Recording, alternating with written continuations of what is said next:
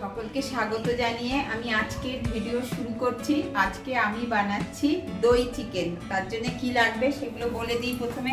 প্রথমে তো লাগছে চিকেন আর মেন দই আর পেঁয়াজ, আদা, রসুন আর কসুরি মেথি, জিরে, ধনে, লঙ্কা পাউডার আর ফোড়নির জন্য আছে এলাচ, দারচিনি, লবঙ্গ আর সাদা জিরে, আর এখানে গরম মশলা আর নুন আর হলুদ।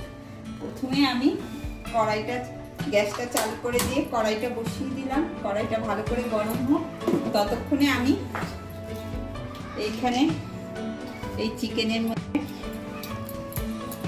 দইটা দিয়ে দেবো, আদাটা দেব, জিরা, ধনে, লঙ্কা পাউডারটা দিয়ে দিলাম, নুন, হলুদ দিয়ে এটা আমি মেখে রেখে দেবো। ভালো করে ম্যারিনেট করা হয়ে গেছে, এখন আমি রেখে দিলাম। এখন কড়াইটা গরম হয়ে গেছে, কসুরি মেথিটা আমি একটু গরম করে নিই। কড়াইতে তেলটা আমি ঢেলে দিয়েছি, এখন তেলটা গরম হয়ে গেছে। এর মধ্যে আমি একটা তেজপাতা, এলাচ, দারচিনি, লবঙ্গ আর সাদা জিরে দিয়ে দিই। পেঁয়াজটা যে কেটে রেখেছি, পেঁয়াজটা এখন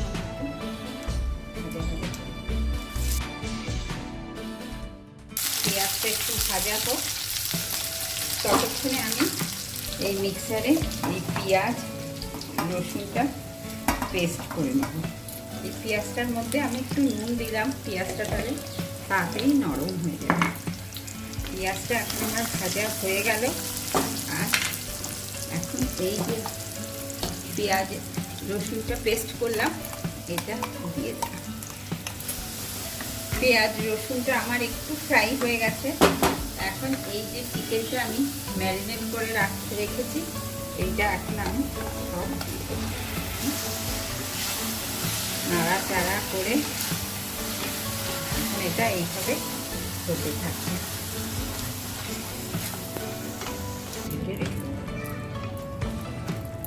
এইরকম ভাবে হয়ে গেল। এখন আমি এটা গ্যাসটা কম করে 10 মিনিটের জন্য ঢেকে রেখে দেবো, তারপরে আমি আসছি।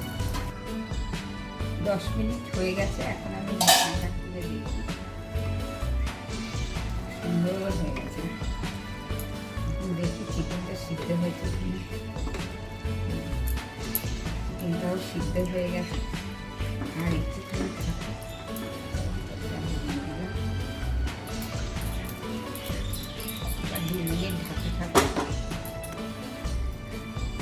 আবার দেখলাম আর একটু হোক।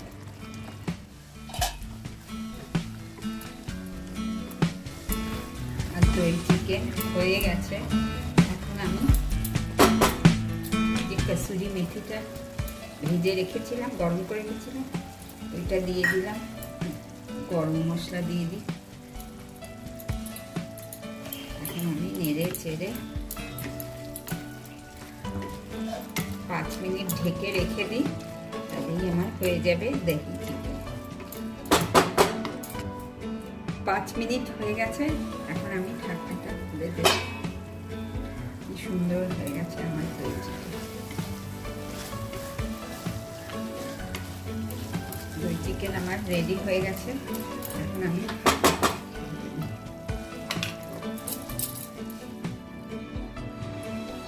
এইভাবে হয়ে গেল আমার দই চিকেন। আপনারা এইভাবে ঘরে বানিয়ে খাবেন। আর ভিডিওটা ভালো লেগে থাকলে প্লিজ আপনারা লাইক, শেয়ার, কমেন্ট, সাবস্ক্রাইব করবেন। আমার পাশে